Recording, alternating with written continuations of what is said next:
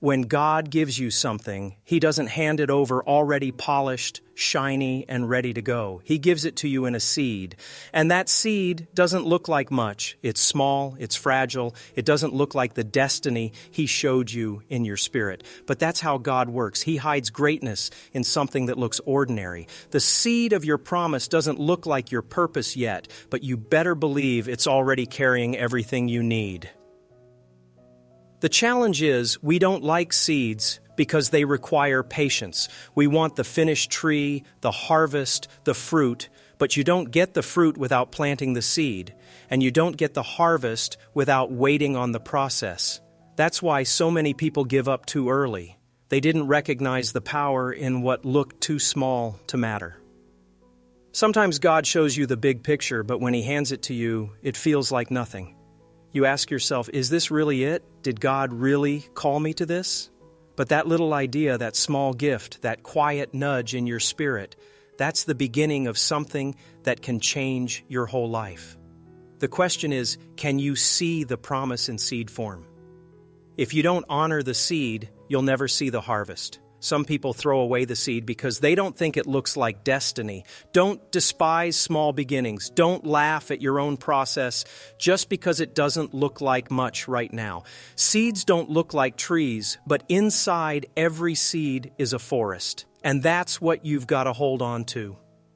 God already saw the full picture. He didn't just give you a seed to frustrate you. He gave you a seed because He already knows how the story ends. He knows what that gift is about to produce if you'll just protect it and let it grow. You can't rush the seed. You can't make it sprout faster by digging it up every week to check if it's growing.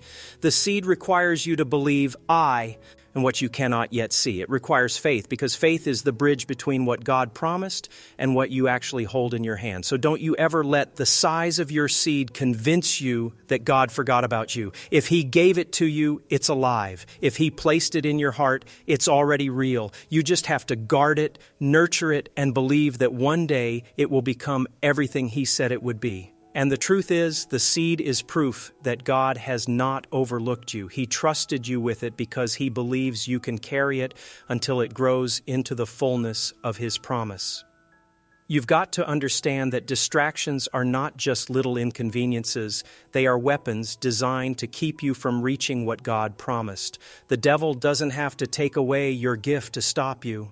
He just has to get you to look the other way long enough that you forget why you even started. Distractions are destiny killers. They come dressed as opportunities, as relationships, as problems, as anything that pulls your eyes off the promise. Think about it. How many times have you started strong, but then something came up and you got sidetracked? Life will always try to steal your focus. A bill comes due, somebody talks about you, stress hits your home, and suddenly your mind is everywhere except where God told you to look. That's how subtle it happens. Little by little, your focus gets pulled until you don't even recognize how far off track you've drifted. The promise God placed on your life requires laser focus. You can't halfway want it. You can't build your destiny in your spare time when you're not scrolling your phone or worrying about who doesn't like you. If you're going to see the promise, you have to give it your full attention. Destiny is jealous. It won't compete with your distractions. The reason distractions are so dangerous is because they feel important in the moment. But just because something is urgent doesn't mean it's important. And just because something screams for your attention doesn't mean it deserves it. You have to decide what matters most and guard it with everything you've got. If you're not careful, people will become distractions too. Some folks only come around to pull you away from your purpose. They don't want to see you win because your growth exposes their stagnation. If you let them talk you into quitting, you'll be left with nothing but regret. Don't lose focus on the promise entertaining people who don't even care about you. Distraction is the enemy's strategy because he knows he can't stop God's plan. He can't undo the promise. But if he can get you to stop working on it, he doesn't have to. That's why you have to wake up every day with a decision. I'm not letting anything pull me away from what God told me. Focus is your weapon. The moment you decide to focus, distractions lose their power. And the more you fight through them, the stronger your discipline becomes. Now, that's how you move closer to your destiny. And when you learn to block out distractions, you realize something powerful. Everything you thought was urgent wasn't even worth your time compared to what God promised you. One of the biggest mistakes people make is expecting everybody around them to understand their vision. You're trying to explain dreams God whispered to you in the middle of the night to people who were asleep while He spoke. They weren't in that conversation. They didn't feel that tug on your heart. That's why they look at you sideways when you talk about where you're headed. It's not their vision, it's yours. You've got to stop looking for validation from people who never got the download from heaven. They weren't called to see it. They weren't chosen to walk in it. And the more you try to convince them, the more frustrated you'll get because they can't celebrate what they don't understand. Think about Joseph. He had a dream that his brothers would bow down to him one day. He told them, expecting maybe support or encouragement, but instead they hated him for it. And some of you have experienced that same rejection. You shared your dream with the wrong people, and they used it against you. That doesn't mean the dream isn't real. It just means everybody can't handle it.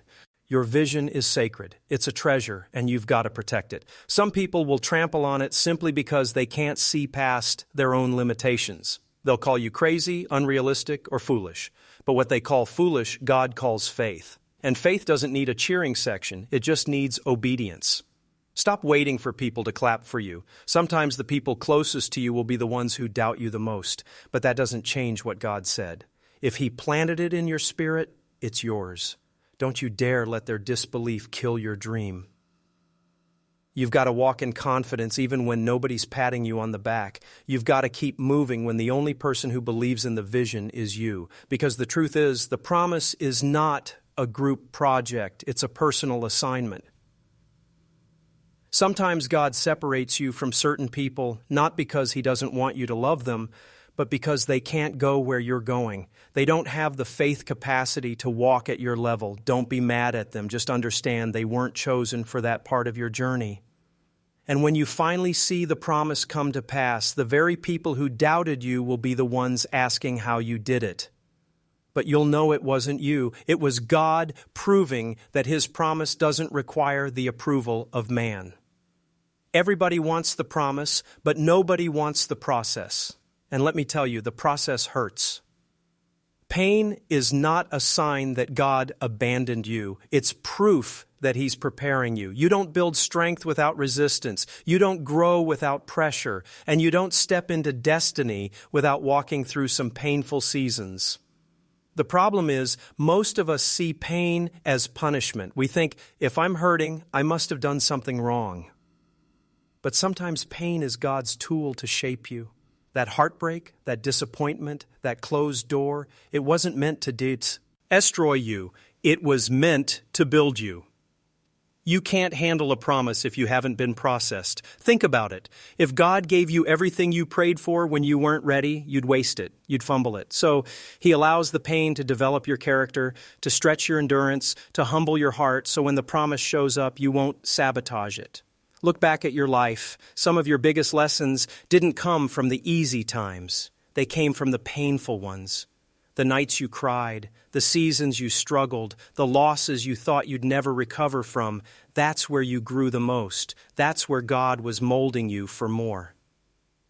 Pain also has a way of reminding you of your dependence on God, because when you can't fix it, when you can't control it, when you can't stop it, that's when you turn to Him. That's when your faith becomes real. That's when you discover He's not just the God of your victories, but the God of your valleys too.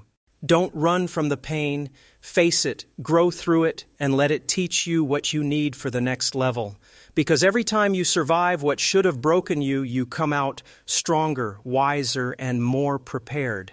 And the truth is, the pain you're feeling now is producing the strength you're going to need later. You may not see it while you're in it, but when you look back, you'll realize it was all working together for your good. That's why you can't lose focus when it hurts, because pain is not the end, it's the middle. And the middle is proof that the promise is still on the way. One of the hardest lessons to learn is that God's timing and our timing don't look the same. We want it now. We want it fast. We want it on our schedule. But God doesn't move according to our watch. He moves according to His will. And sometimes that means waiting longer than you expected. Waiting doesn't mean God forgot. Delay doesn't mean denial. Just because you don't have it yet doesn't mean it's not coming. Some of you are frustrated right now because you're looking at the clock, but God's looking at your readiness. If He gave it to you too soon, it would crush you instead of bless you. Think about a fruit tree. If you pull the fruit off before it's ripe, it's bitter, not because it won't ever be sweet, but because it's not ready yet. That's how God's promises work. If He delivered too soon, it wouldn't taste like destiny, it would taste like disaster. The wait is preparation. It's building patience in you. It's teaching you how to trust Him when you don't see progress. It's shaping your character so when the promise shows up, you'll be mature enough to handle it. God isn't just preparing the blessing for you. He's preparing you for the blessing. But waiting is uncomfortable. It makes you question yourself. It makes you wonder if you heard God wrong. And that's where faith comes in. Faith says, even though I don't see it yet, I still believe it's on the way. Faith holds you steady when the wait feels unbearable. If you lose focus during the wait, you'll quit before the harvest comes. Don't dig up what you planted just because it's taking longer than you expected. Keep watering, keep believing, keep showing up, because God's promises don't expire. They arrive right on time. And here's the truth. When the timing is right, you won't have to force it. You won't have to beg for it. You won't have to manipulate it. God's timing makes it undeniable. So if you're waiting right now, don't give up, because waiting time with God is never wasted time. We live in a world where everybody wants instant success, overnight fame, quick results. But God works in steps. And sometimes those steps are so small you don't even think they matter. But every small step is progress. Every little move forward is part of the process that leads to the promise. Stop discrediting yourself because you're not moving as fast as somebody else. Your journey isn't supposed to look like theirs. Progress is still progress, even if it's slow. A baby doesn't start running the first time it stands up. It takes wobbly steps, it stumbles, it falls, but eventually it learns to walk. And then one day, it starts running. That's how your promise works. Those little habits you're building, they matter. The quiet discipline when nobody's watching, that matters. The late nights, the small victories, the lessons learned in the shadows, they're all stacking up, creating a foundation you'll need when you step into the fullness of what God promised. Don't despise the small stuff, because one day you'll look back and realize those tiny steps were moving you further than you thought. What feels insignificant today will be the reason you're standing strong tomorrow. Sometimes God starts you small to see if you'll be faithful. If you can't handle the little, how can He trust you with the big? If you can't manage 5, why would He give you 50? He's not withholding from you. He's testing your stewardship. Celebrate your small wins. Thank God for the little breakthroughs, because gratitude for the small attracts the big, and humility in the little proves you're ready for more. Stop comparing your step 1 to somebody else's step 10. They had small beginnings too. You just didn't see them. Stay focused on your own lane. Your small step today is the key to your big breakthrough tomorrow. And when you finally reach the promise, you'll realize it wasn't the giant leaps that got you there. It was the small steps you refused to quit taking. Fear will always show up at the door of your destiny. Every time you step closer to the promise, fear will whisper, "What if you fail? What if you're not good enough? What if this was never for you in the first place?" Fear doesn't need to be loud. It just needs to be convincing. And if you let it, it will paralyze you. But faith is louder, and faith says, "What if you succeed? What if this works out better than you ever imagined? What if the promise is real?" Fear is a liar, and it's sneaky. It disguises itself as caution, as wisdom, even as logic. But the truth is, fear is only there to stop you from moving. If you wait until you stop feeling afraid, you'll never move at all. Faith is not the absence of fear. It's the decision to move forward in spite of it. You've got to decide that fear doesn't get a seat at the table anymore. It doesn't get a say in your decisions. It doesn't get to ride with you. If you let fear drive, it will take you in circles and never let you arrive at the promise. Think about every major breakthrough in your life. Wasn't fear there too? Didn't you feel afraid before you stepped out, before you tried, before you made the move? And yet you did it anyway. And when you got to the other side, you realized the fear was an illusion. It couldn't stop you unless you gave it power. Fear and faith cannot live in the same space. One of them has to win. And whichever one you feed is the one that grows stronger. Feed fear with doubt, and it will overtake you. Feed faith with belief, and it will carry you through every obstacle. Some of you are right at the edge of the promise, but fear has you frozen. You're analyzing, overthinking, hesitating. Meanwhile, time is passing, opportunities are slipping, and all because you let fear hold the wheel. You can't let fear tell you what you can and cannot do. You've got to stare it down and say, "You don't control me. I serve a God bigger than anything I'm afraid of." That's when faith rises. That's when courage takes over. And the more you push through fear, the weaker it becomes. It's like a muscle. You conquer it by using it. Every time you move forward despite fear, you build strength for the next battle. If you're waiting for everyone to believe in you, you'll be waiting forever. People are wired to doubt what they can't see. And because they can't see what God showed you, their natural response is to question it. But don't get stuck needing their approval, because the truth is, God already approved you.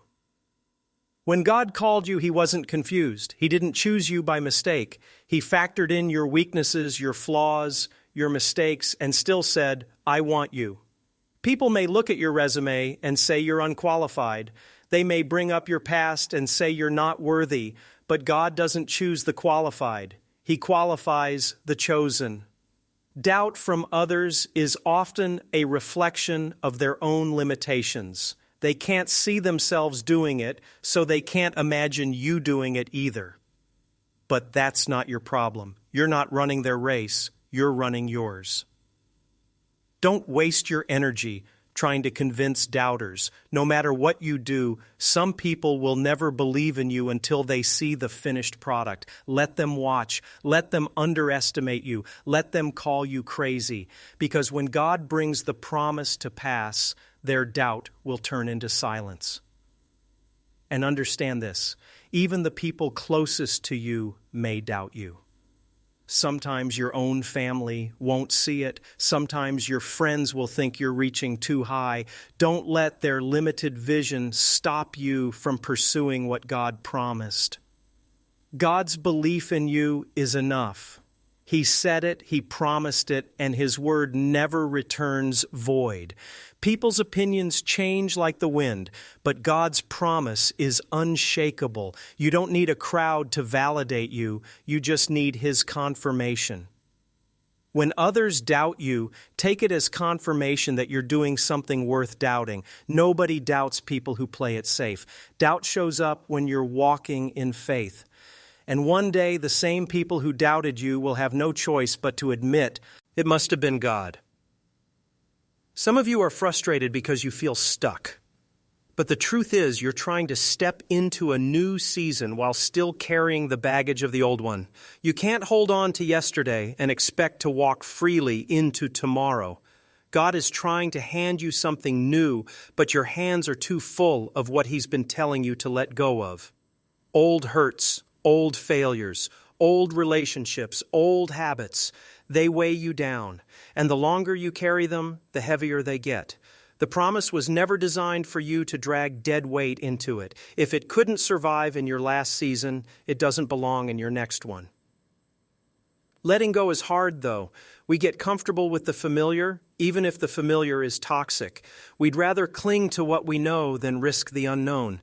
But freedom doesn't come without release. You can't step into the blessing if you're still bound to the past. Sometimes God has to close doors for you, not because He's punishing you, but because He knows you won't let go on your own.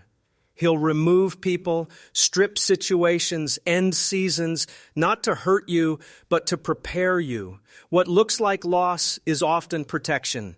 You've got to trust that if God took it, it was for your good. Stop reopening doors He already shut. Stop trying to revive relationships He already ended. Stop going back to habits He already delivered you from. If it couldn't carry you into the promise, leave it behind.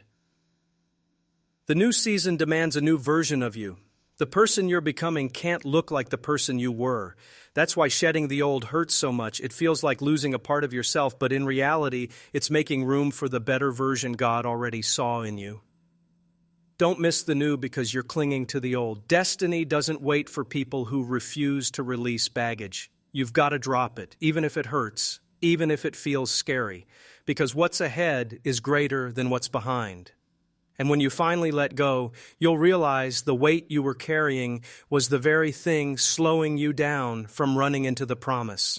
You've got to pay attention to the words coming out of your mouth. Life and death are in the power of the tongue. You can't keep speaking defeat and expect to walk into victory. You can't declare failure over your life and expect to step into the promise.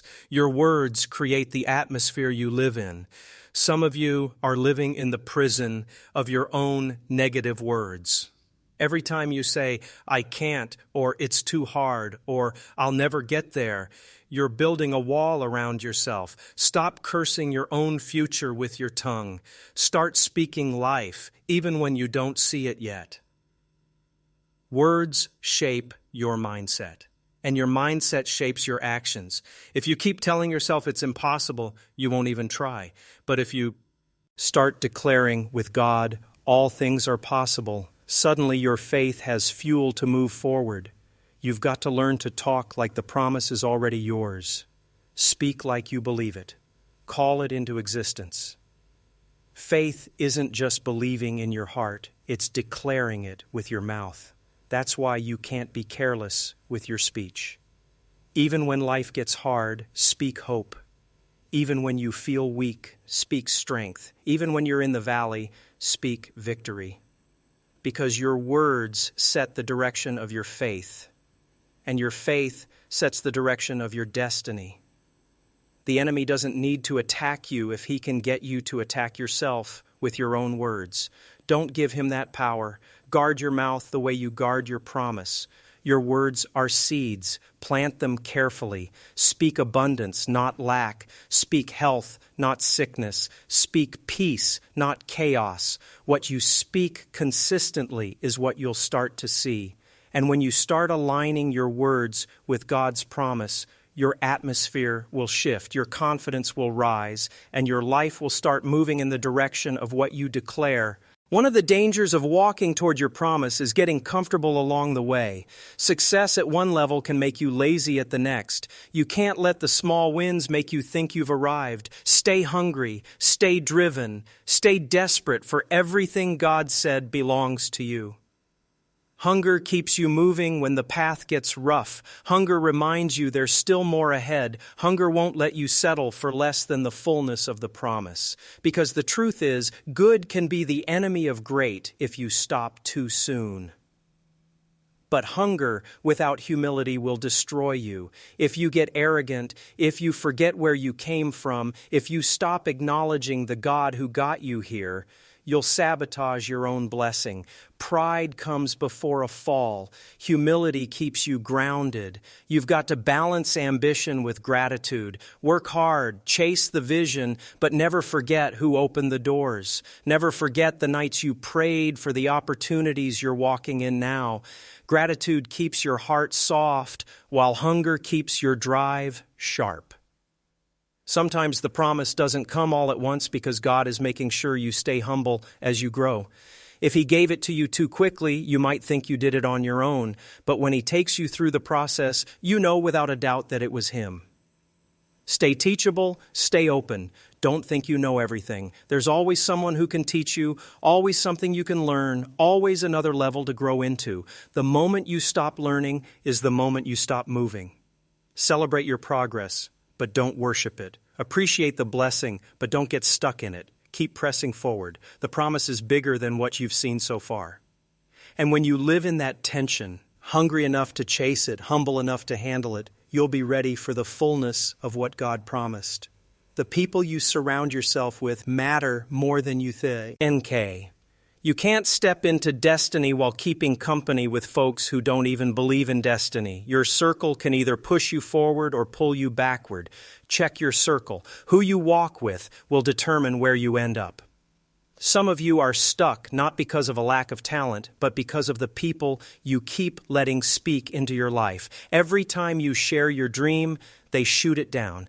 Every time you take a step forward, they pull you back. That's not friendship. That's sabotage. You need people who sharpen you, who challenge you, who believe in you even when you don't believe in yourself. People who can pray for you when you're weak, encourage you when you're tired, and remind you of the promise when you feel like giving up. The wrong people will drain your energy. The right people will multiply it. The wrong people will distract you. The right people will focus you. That's why you've got to be intentional about who you let in your space. Not everyone deserves access to your vision. Protect it. If someone isn't pushing you closer to God, closer to your purpose, closer to your promise, they don't need front row seats in your life. Sometimes you've got to walk alone for a season until God brings the right people. Don't be afraid of that loneliness. It's not punishment. It's preparation. God will send the right ones when it's time. Your destiny is too important to let just anybody influence it. Choose your circle wisely, because the people around you don't just affect your present, they affect your future. And when you align with the right people, you'll discover a new strength, because you won't just be chasing the promise alone. You'll have a tribe running with you. It's easy to get lost in the day-to-day grind. Bills, stress, deadlines, disappointments, they pile up and make you forget why you even started. That's when you've got to zoom out and remember the bigger picture. You didn't start just to survive. You started because God gave you a vision of something greater. The small sacrifices make sense when you see the bigger goal. The long nights, the early mornings, the tears, the prayers, they're not random. They're bricks being laid for the future God already showed you. When you lose sight of the bigger picture, you start making small decisions that pull you off track. You settle for shortcuts, you compromise your integrity, you waste time on things that don't matter. But when the vision is clear, discipline follows. That's why you've got to remind yourself daily of the promise. Write it down, speak it out loud, keep it in front of you. Because life will always try to distract you, but the vision is what keeps you grounded. Think about an athlete training for a championship. Every workout, every diet, every sacrifice, they're not fun. But they make sense when the trophy is in mind. That's how you've got to see the promise. Keep it so clear in your mind that no amount of struggle can blur it. The enemy's strategy is to shrink your focus to the problem of today so you forget the purpose of tomorrow. But if you zoom out, you'll see the struggle is temporary, but the promise is permanent. Keep your eyes lifted. Don't drown in the details. Remember why you started, who you're doing it for, and what God promised at the end of it all. And when you keep your eyes on the bigger picture, the little setbacks won't shake you because you'll know they're just small pieces of a much greater plan. Failure is not final, but too many of us let one failure convince us that we're finished. Failure is just feedback. It's a teacher. It's not the end of the story. It's a chapter. And every great story has a chapter of failure in it. Look at anybody successful, and you'll find a trail of failures behind them. The difference between them and the ones who quit is simple. They didn't let failure define them. They learned, they adjusted, they tried again. The enemy will try to use failure as proof that the promise isn't real. He'll whisper, if it was really for you, why didn't it work out? But failure doesn't cancel the promise. It prepares you for it. Every mistake teaches you something you'll need when the breakthrough comes. You've got to change your relationship with failure. Stop fearing it. Start using it. If you fall, get back up. If you mess up, try again. If the plan didn't work, adjust it. Failure only wins if you stop moving. Sometimes failure is God's protection. That door you wanted so badly that slammed shut, it might have destroyed you if it opened. That plan you thought was perfect but fell apart, it may have saved you from something worse. Failure doesn't always mean defeat. It can mean redirection. Don't carry shame because of failure. Shame says, I am a failure. Faith says, I failed, but I'm still called. There's a huge difference. One kills your confidence, the other fuels your resilience. Keep walking, keep trying, keep pressing, because the promise doesn't disappear just because you fell down along the way. And one day you'll look back at your failures and realize they weren't losses at all. They were lessons that built the version of you strong enough to carry the promise. Gratitude is one of the most powerful weapons you have while chasing the promise. Because when you start focusing only on what you don't have yet, you get frustrated, bitter, and restless. But gratitude shifts your perspective. It reminds you of what God has already done, and it builds faith for what He's about to do. Stop overlooking your blessings because they don't look big enough. The fact that you woke up today is a gift. The fact that you've got strength in your body is a gift. The fact that you survived everything that tried to take you out is a gift. Gratitude says, God, I may not have everything I want yet, but thank you for what I do have. When you stay grateful, you can't stay negative. Gratitude silences complaints. It softens your heart. It keeps you humble, and it attracts more blessings because God can trust you to appreciate them. Gratitude doesn't ignore the struggle. It just refuses to let the struggle steal the joy of the moment. Even in the valley, you can find something to thank God for, and that thankfulness keeps you from losing focus on the promise. Ungratefulness is dangerous. It blinds you to the goodness of God. It makes you think you're further behind than you really are. It tricks you into thinking He's forgotten you, when in reality He's been carrying you the whole time. Make gratitude a daily practice. Write down 3 things you're thankful for. Speak them out loud. Train your mind to focus on the blessings instead of the burdens. It will shift the atmosphere of your whole life. And don't just be grateful for the good stuff. Thank Him for the lessons, for the closed doors, for the pain that taught you something. Because everything was part of shaping you for the promise. The more you thank God for what He's already done, the more confidence you'll have that He's going to finish what He started. No matter how long it's been, no matter how hard it's gotten, no matter how many setbacks you've faced, if God gave you a promise, it's still alive. It doesn't expire. It doesn't fade. It doesn't vanish just because life got tough. If He said it, He meant it. Some of you think it's too late. You think you missed your moment. You think the promise is dead. But let me tell you something. God specializes in resurrecting dead things, dreams that look buried, visions that look gone, opportunities that look over. He can breathe life back into them. Don't confuse delay with denial. Just because it hasn't happened yet doesn't mean it won't. God's timing is not your timing. He knows the right moment, the right season, the right setup. Trust the process. Every promise God ever made has come to pass. Look through history. Look through Scripture. Not once did He fail to keep His word. Why would He start with you? The enemy wants you to believe it's over, so you'll give up right before the breakthrough. Don't fall for it. The promise is still alive. And as long as you've got breath in your body, you've still got a chance to see it. Hold on tighter than ever before. Refuse to quit. Refuse to let go. Refuse to stop believing. Because the only way the promise dies is if you stop walking toward it. You might feel weary, but the promise is still alive. You might feel overlooked, but the promise is still alive. You might feel broken, but the promise is still alive. And when it finally comes to pass, you'll understand why the wait was worth it, why the fight was necessary, and why God told you all along, don't lose focus on the promise He placed on your life.